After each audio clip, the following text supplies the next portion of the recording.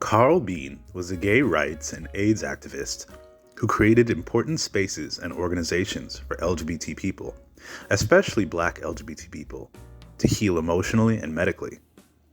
Though he was raised in the church, Bean would first gain notoriety for gaining popularity with a disco hit in 1977 titled "I Was Born This Way," an openly gay anthem making him a standout in both the Black and gay community.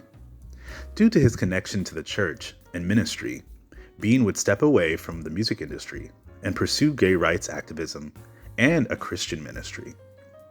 In 1982, Bean would found the Unity Fellowship Church movement in Los Angeles, which would become the first Christian denomination to expressly welcome Black and LGBT people, creating an unprecedented space of welcoming for Black queer people in their spiritual healing.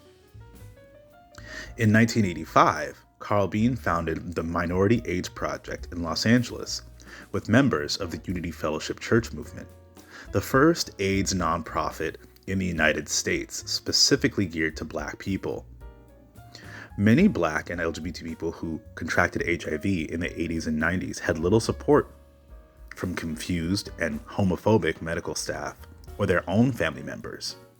But Carl Bean and his community members dedicated themselves to being one of the few places those in their last moments had a space to be taken care of. Because of the ongoing devastation of the AIDS epidemic, in 1992, Carl Bean would open the Carl Bean House, an AIDS hospice for AIDS patients who needed intensive care. By this time in history, many AIDS hospices in Los Angeles had long waiting lists, so options for low-income patients of color. The Carl Bean House was their only option.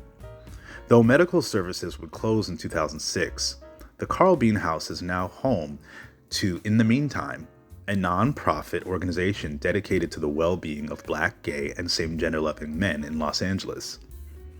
Carl Bean's legacy for the Black LGBT community will last beyond him. The Unity Fellowship Church movement has functioned nationally in the United States, with some chapters acting internationally as well, with churches in San Diego, New York, Orlando, Charleston, South Carolina, Charlotte, North Carolina, Baltimore, and many other cities in the States. It's safe to say that there are many spaces for Black LGBT people in the States to be connected to spiritual centers that affirm their identities and take steps to support them outside of the church as well.